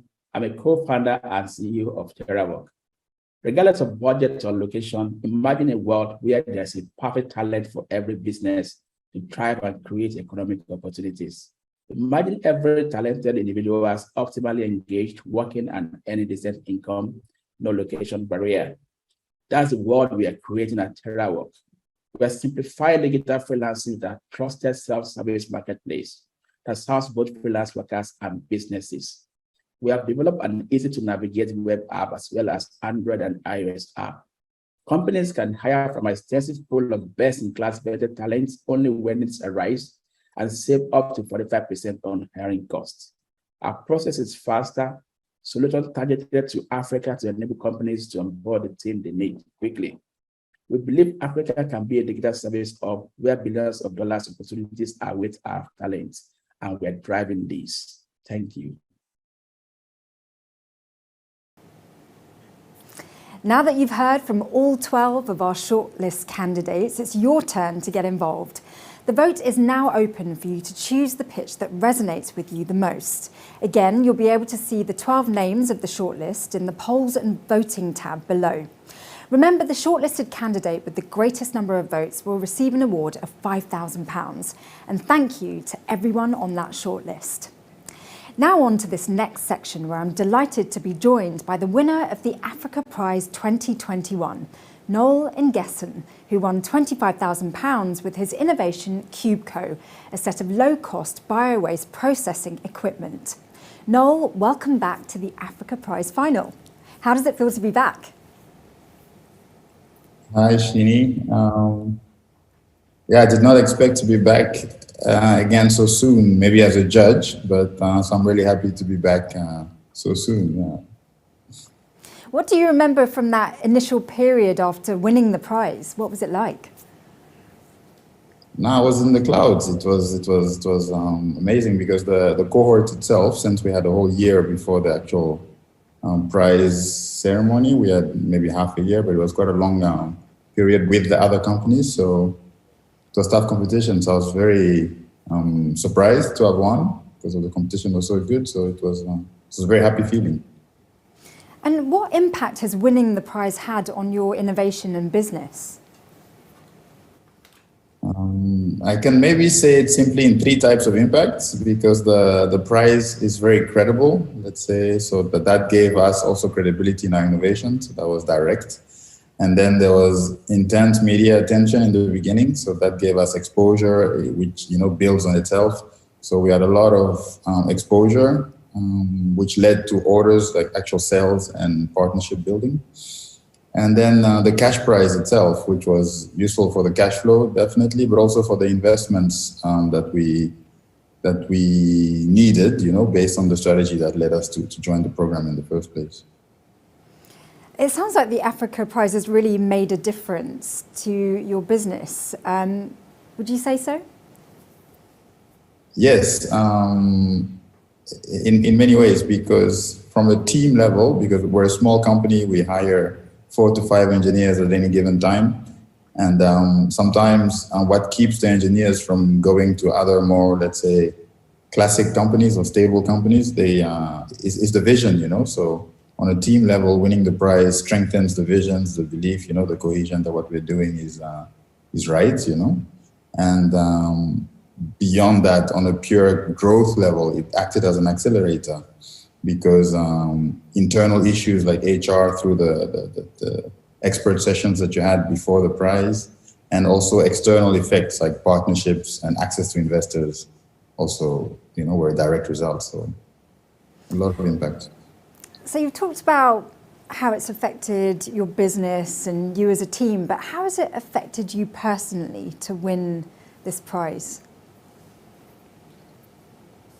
I'm an engineer, so it felt, special, different to win a prize from the Engineering Academy, especially in our case where we try to have large impact, but with relatively low tech engineering, we try to combine the high efficient engineering, but with very simple design. So it felt rewarding, to win this specific prize. So on a personal level, that was quite important. And then, I have to say I learned a lot, I always come back to the part before the final prize. During that program, I learned a lot as an entrepreneur, which to run the company, you need kind of a full package. So that gave me a lot on a personal level as well. So based on what you've experienced, do you have any advice for this year's cohort? Give yourself the time, because it's well invested time. The program requires a lot of availability, which at the moment, seems a bit conflicting with other priorities. So give yourself the time, because it's a good investment. That's number one. Take the time also to think through the kind of expert sessions you request, because they will be good. So if you put in the effort to ask what you really need, then you'll get more out of it. So that's definitely important. That's it. So that will be the main 2 things, because that part is longer than the final prize. If you do get to the finals, like the companies that were here today for the finals, the winner, the grand prize, prepare prepare also for the questions, because all the companies are good, so that's where you can get an edge. Well, very wise advice there. Thank you so much for joining us, Noel. And we're actually going to see you soon when you announce this year's winner. Thank you very much. See you in a bit. So now we're going to move on to a thematic discussion focused on how entrepreneurship is driving scalable and sustainable solutions to address energy poverty in sub-Saharan Africa. This topic has been chosen for a number of reasons. Firstly, at the Academy's Africa Showcase event earlier this year, reliable and affordable access to energy was repeatedly highlighted by our stakeholders as being a major obstacle to development in sub-Saharan Africa. Secondly, energy is one of the most dominant sectors in terms of innovations that have come through the Africa Prize programme, highlighting its relevance across the African continent. In addition, awareness of energy access has grown this year in the UK as the cost of living has risen, and of course, energy usage and its impact on climate change continues to be a prevalent theme across the world. I have the pleasure of being joined by a panel of experts in the energy field. Firstly, we have Richard Gomez, COO of Shell Foundation and Chair of Shell Foundation's Investment Committee. Richard leads Shell Foundation's Ecosystem Development Programme and has supported over 50 social enterprises to build consumer demand, raise investment and secure support from policymakers. He's authored several reports examining lessons learned from Shell Foundation's work, including enterprise solutions to 2030 and accelerating access to energy. Great to have you with us, Richard. We also have Yewande Abeyosa, Managing Director, Africa and Global Communities Manager at the Energy Institute. Yewande leads and initiates cross-industry discussions and amongst corporate organisations by liaising with market leaders to offer energy solutions and develop strategic plans to expand the Institute's network. She successfully launched Nigeria's first Energy Sustainability Conference, or ESC, in 2018, a conference that brings together professionals from across the entire spectrum of the energy sector. So pleased to have you with us, Yewande. And last but not least, I'm delighted to welcome David Tusubira. David is the founder and CEO of Dojo Hub, co-founder and CTO of Innovex, and in 2020 was an Africa Prize finalist with his innovation Remote, a hardware and software system that monitors and manages the performance, usage, and health of solar photovoltaic panel installations. David, thank you for joining us. Throughout this discussion, we're again keen to hear from you, so do get your questions posted. Please add them to the Ask a Question tab, and you can also click the thumbs up to upvote other audience members' questions. So, to begin the discussion, what I want to ask all of you, first off, is something to set the context. So, why is this such an important topic for all of you here on the panel?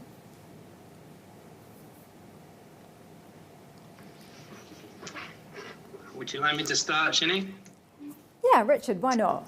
So, Kick us off. For me, energy is the bedrock of social mobility. So Shell Foundation is a UK charity. We serve people who are living on $10 a day in Africa and Asia. And we deploy about $40 million a year, building out enterprises who can transform the lives of that community. And if you think about, that community, there's 1 billion people out there without access to affordable, reliable energy. There's 2.5 billion people who are cooking indoors on very traditional stoves and fires. Fundamentally, energy is a prerequisite for any improvement in health, education, moving up the income ladder. So we're working with entrepreneurs and engineers who are creating energy for studying, for schools, for healthcare facilities, for refrigerating vaccines, for street lighting, small business, farming. So all of the transformational potential of things like the internet, smartphones, digital finance, TVs, radios, all these things need power. So I think there's, for me, a very significant market opportunity here for very talented innovators, entrepreneurs, engineers, investors out there who are looking for a market that delivers really significant social and environmental impact. Thank you. Now, David, we know that reliable and affordable access to energy is known to be a major obstacle to development in sub-Saharan Africa. But what does energy poverty look like in a Ugandan context? So energy poverty is simply the lack of access to sustainable modern services and products. In Uganda, that's something like people using kerosene lamps and candles for lighting. That's pretty much what it looks like in Uganda. And some of the renewable energy sources we use, hydro energy, bioenergy, photovoltaic, solar, and geothermal. Although these are not really yet available to a large percentage of the population, it's only about 18%. But yeah, that's pretty much it. And Yewande, help us set the context here from the Energy Institute's perspective. Why is this such an important topic?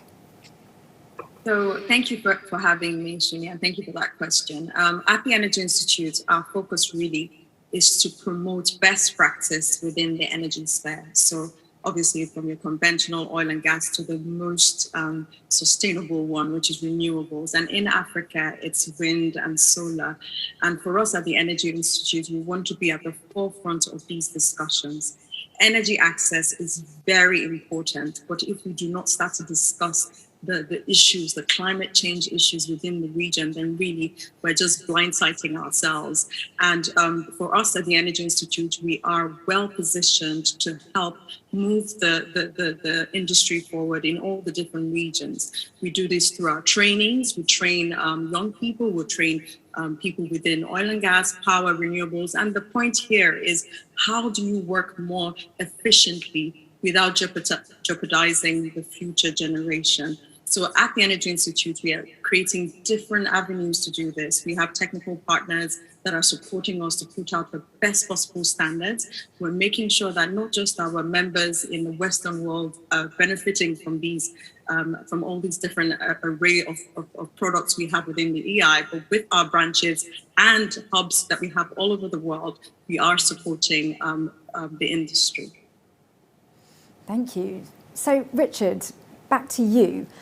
Access to energy is one of the two main focus areas for the Shell Foundation. How is Shell supporting enterprises working in this space? Yeah, sure. So look, we've worked with probably over 200 innovators over the last 20 years. So exploring new technologies, new engineering solutions, different types of business models to provide those essential services.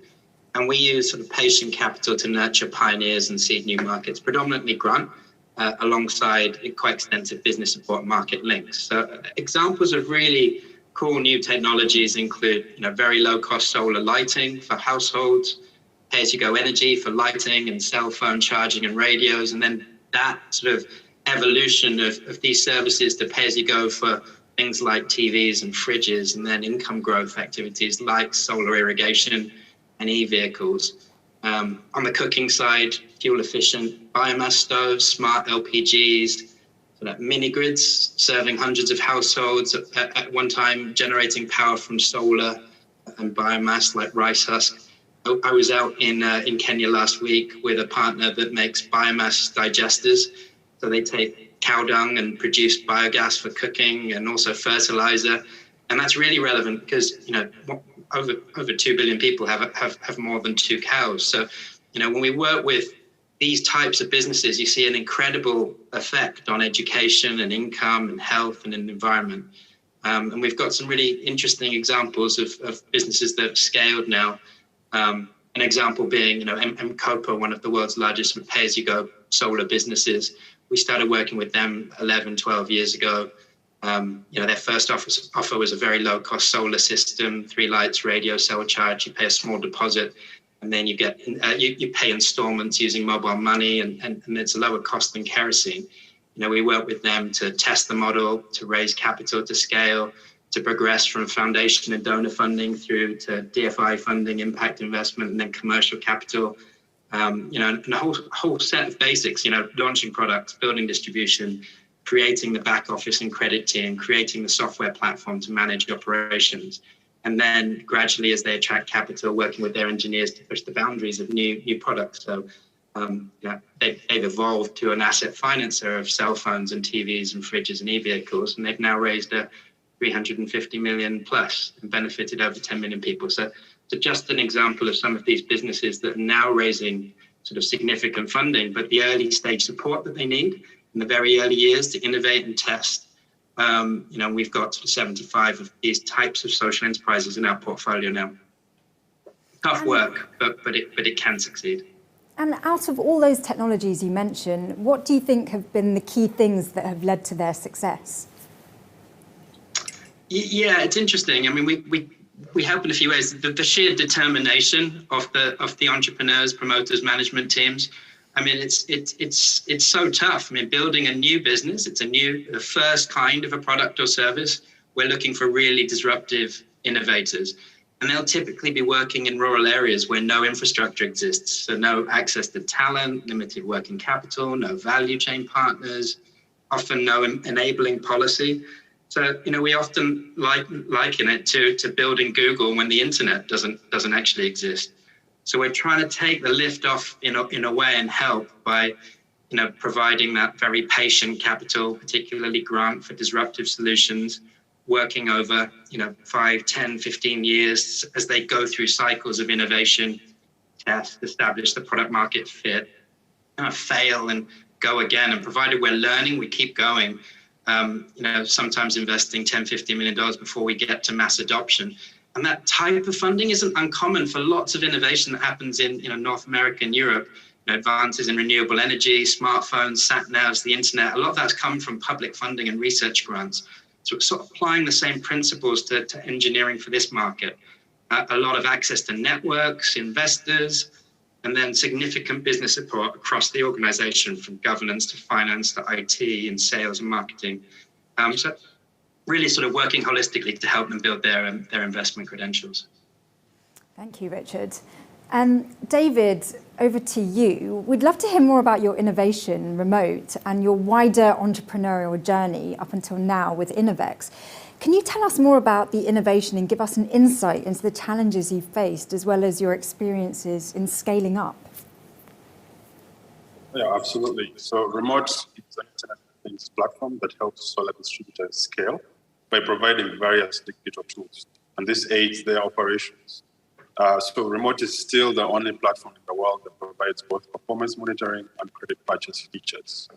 Now, one of the biggest challenges we faced is attracting skilled talent. This is mostly because of the stiff competition from the international market. It's very difficult to hire software developers in Uganda when they're being offered $5,000 a month by people in the US or UK. So that has been one of our toughest challenges. Our product serves a niche market, which happens to be quite small in Uganda. We have therefore had to spread our horizons and target more countries in Sub-Saharan Africa. And currently we have sales teams in Kenya and Nigeria on top of just Uganda. Of course, that comes with large expenses in operations, which is also another challenge. But on the other side, we've been quite successful in raising capital. Last year, we managed to raise a pre-seed round of 150,000 euros. And this year, we expect to raise a seed round between $500,000 and $1,000. So yeah, that's a little bit about my entrepreneurial journey so far. Thank you. And Yewande, as part of your role at the Energy Institute, you've launched an energy sustainability conference in Nigeria. Can you tell us more about this conference? Yes, so I always like to start from the beginning. So the Energy Sustainability Conference was actually birthed after the Energy Institute, and one of our local partners ran a program called the Graduate Engineering Scheme. Coincidentally, that partner is actually on the call, Lonadec, and it was sponsored by the Royal Academy of Engineering, coincidentally too. And one of the most glaring takeaways we got from that was that there's a huge renewable energy knowledge and skills gap. And it wasn't just a gap with graduates and industry, there was a huge gap with industry and academia, policymakers, government. It was literally a gap that needed someone to go in there and just help to create solutions. And really, this is exactly what the EI does, bringing all these different parties together, getting them together in one room and helping to solve the many problems we have in energy, as we've all been talking about. And the Energy Institute, our role as a professional organization is to disseminate knowledge from, as I said before, from oil and gas, also to other areas. And we realized that the best way to solve this gap problem and the dilemma of energy access and challenges with climate change is to inspire people to come together within this platform we called the Energy Sustainability Conference. Now, over the years, it's evolved to become so many other things. We've put into consideration diversity and inclusion. We run a Women in Energy breakfast every year. We run a mentorship program where young people are paired with people that come to the conference veterans in the industry, people that have more experience. And from doing that, we've built this network of young people and older people communicating and sort of bridging that gap where, you know, they're able to communicate better. Another thing that has come out of the ESC is the fact that we are now making sure that a lot of companies that are coming out of Africa, explaining that they're coming out of oil and gas and want to be more of an energy company, they're asking the Energy Institute, what does that mean? Do we sack our existing staff? And we're trying to tell them, no, it's the same skills gap. We just probably need to come and speak to you about what kind of courses they need to run. We need to support you to create bespoke courses. We need to explain what you need to do as an organization to change your model and change your behavior so that you come to a cleaner and more sustainable side of the world. So the ESC this year has been set for the 8th and the 10th of November. So we're very excited about it. Everybody on this platform is definitely invited to join us. Yes, so that's what the Energy Sustainability Conference is all about. It's in Lagos, Nigeria. It sounds like it was a really powerful conference, pun intended. Do you see it as something that should be replicated regionally or even at a larger scale? So it's interesting because for me, I think when we say collaboration, for some reason, a lot of African countries and African stakeholders, we always think collaboration outside of Africa. And there lies the problem itself. We have our neighboring counterparts. We have people that have amazing wealth of knowledge to share, amazing skills, amazing experience that we actually need to tap from. We might not need to go so far. So we need to collaborate some more. And if we do not create avenues to collaborate, if we don't create avenues to showcase who these competent companies are, competent individuals are, then we're literally just not ready. So in my opinion, institutes like the Energy Institute need to come to the forefront of explaining what competence is needed for companies, energy companies in Africa to actually be seen.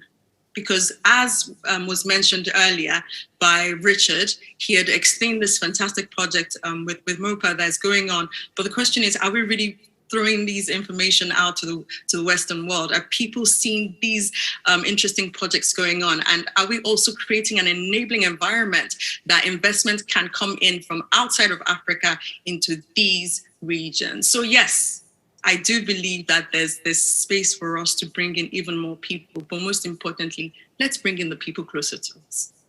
Now, we've probably only got about a minute left, so I need kind of short answers from you. Richard first, what other supporting systems or enabling factors can support innovations to be both scalable and sustainable? Yeah, so I think the key is we need a significant uptick in the capital invested, right? So $2 billion has gone into the market today in these types of solutions. Our research suggests you need to multiply that by about 100 times to meet the needs of Africa. And the good news is that there are some of the asset owners like Nuveen Capital, PIMCO, BlackRock, who are quite keen to support that transition and support that. So there's funding available, but they can't quite deploy. So I think we need to build a pipeline of investable businesses, you know, a step change in tech innovation and venture building. We need that ecosystem where you have a set of specialist intermediaries, distributors, big data and software applications, battery storage, etc. And the non-profit institutions that are needed as markets grow, like the Energy Institute. And then thirdly, I think funders like ourselves, foundations, donors, impact investors need to blend finance alongside commercial finance. And then we can pool resources to try and mobilize a larger part of that funding.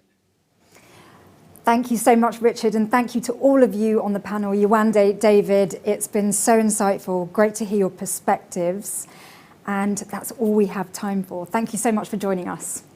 Thank you for having us. And now for the announcement of the One to Watch winner. Voted by you, the audience, the results are in. It's really that. This is really authentic here. We've been counting your votes, and I'm happy to say that the One to Watch winner is Femi Taiwo from Nigeria. Congratulations to you, Femi. And don't forget, you can find out more about our One to Watch winner and the rest of our shortlist on our interactive showcase. And you should see a tab at the bottom of your screen called Interactive Showcase, and that's how you can access all the content there. And now for the moment you've all been waiting for, the announcement of the Africa Prize winner. And who better to do this than last year's winner? Noel, it's over to you. So, after a lot of waiting and debating, the judges had a tough time, and the winner of the Africa Prize 2022 is Nora Magero with Vaxibox in Kenya.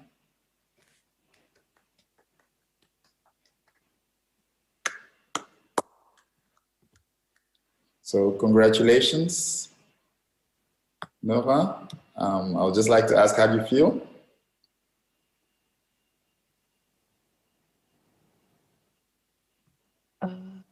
Hello? Do we see Nora there on our screen? There you are. Hi, Nora. I just wanted to congratulate you. Yes. Just ask, how do you feel? Well, I'm excited and also happy and just so honored to actually made it this far. It's been such a long process, and there's so much learning and pivoting that has happened. And I've grown immensely so many times, and also just met like a really great cohort, really brilliant engineers and just non-engineers and just entrepreneurs across the African globe that are doing amazing things that are so commendable. And it's such an honor to even share a platform with them. So thank you so much. Congratulations again, Nora. Honestly, what we've been through with the pandemic, your technology really resonates with all of us, I'm sure. Well done. Now, before we end the afternoon, I'd like us to thank all of our finalists and shortlist members who have done such an excellent job, our Africa Prize judges who have committed so much time and enthusiasm to this process, and our speakers who have taken the time to share their knowledge and experiences with us. Once the event is over, we encourage you to explore the interactive showcase to contact the entrepreneurs. It's a great way to make connections with the finalists and the shortlist. You can see more videos and photos of their innovations and businesses, as well as their individual pitches and pitch decks. The interactive showcase is open for the next year, and each profile can be downloaded as a PDF. On the Welcome tab, you can also find out more information about applying for the Africa Prize so that next year it could be you pitching in front of our judges. And in closing, we're delighted to welcome one of our long-established Africa Prize judges, Dr. Ibilola Amau. Ibilola is the principal consultant of Luana Deck Global Services, a woman-owned ISO 9001 certified engineering technology and innovation solutions firm of consultants, focusing on STEM and innovation in energy, power, infrastructure, oil, gas, and agriculture. Ibilola's passion is to empower, mentor, and coach women and youth for positive transformation. She's been an Africa Prize judge for a number of years now, and we're delighted to have her close the event for today. Thank you, Ibilola.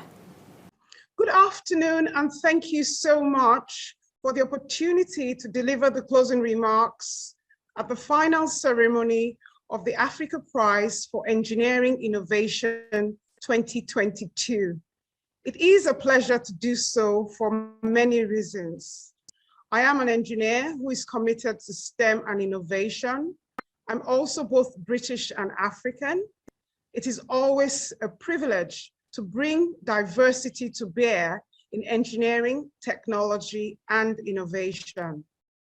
I have been involved with the Africa Prize since I joined as a mentor who supported a young innovator in his journey of becoming a runner-up at the finals in Kenya in 2017.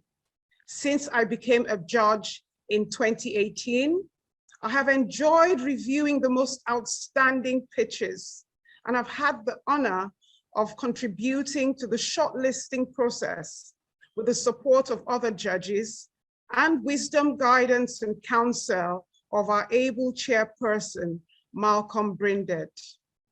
The process of shortlisting the top 16 involves a lot of push and pull. Shortlisting the semi-finalists and finalists is usually a very tough call, as we must bring to bear our diverse expertise and holistic perspectives. Over the past 4 years, the panel of judges have worked very hard to identify and celebrate engineering innovation, as well as STEM and tech solutions, which meet the highest standards of the Royal Academy of Engineering. I am pleased to be a part of seeing engineering submissions that address sustainable development goals, provide jobs and wealth, while addressing societal problems. The contributions of our shortlisted candidates to environment, social, and governance solutions is most commendable. The Africa Prize submissions are a diversity of solutions from civil, structural, mechanical, process, chemical, electrical, electronics, instrumentation, computer engineering, as well as information technology, which has broadened the impact of the winners. On a personal level, the joy of seeing a person or team submit an application for the prize, become a shortlisted candidate, go through the 12-week entrepreneurship training, enjoy mentoring support, then becoming more impactful in their community is most fulfilling for me. As a female engineer in energy and entrepreneurship, I'm joyful and elated to see gender diversity in the Africa Prize finals move up from 0% to 50% over the last 5 years. Benefits beyond the event include our past shortlisted candidates and winners supporting each other in their developmental journey. The Africa Prize alumni community is a phenomenal space where great things are happening. If you have been inspired to apply for the Africa Prize after today, you can apply now for the Africa Prize for Engineering Innovation 2023 via the Academy website. Applications are open until July 19th. Congratulations to all the participants, to our finalists, runner-ups, and winners. I say best wishes as I wish you all great success going forward. Thank you very much. The Africa Prize for Engineering Innovation was founded in 2014 to support innovators and entrepreneurs across sub-Saharan Africa, creating a better world through innovation.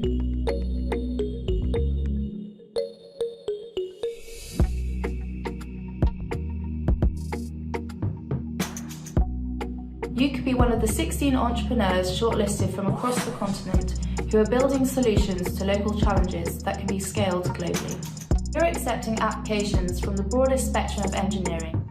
That means you take this path into rural areas in any country where it operates, and then... Until now, creators have had little access to a pipeline of commercial opportunity because they didn't know the right people.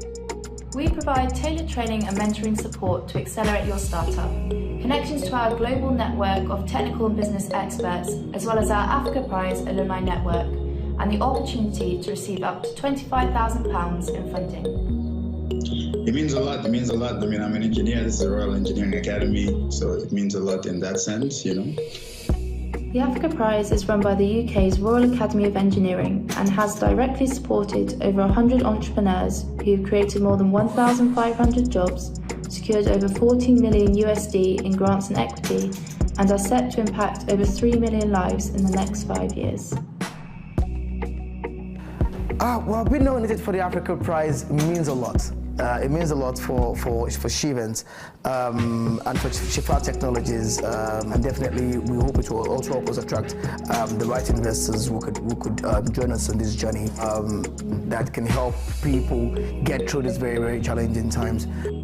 One of the things that the program is looking at, people who are solving problems using technology, people who are solving problems, real problems, you know, day-to-day problems that people are faced with all the time. I'm actually more interested in the fact that this opportunity is here. I'm actually very, very pleased about the fact that, you know, there's a network I can leverage upon, there's mentorship, you know, there's future partnerships that can come out of this. So the fact that I'm actually a part of this already now, it's a blessing. One innovator can change a community. A network can transform a continent. Join some of the brightest minds in tackling the greatest global challenges with the Africa Prize Network. We can't wait to work with you.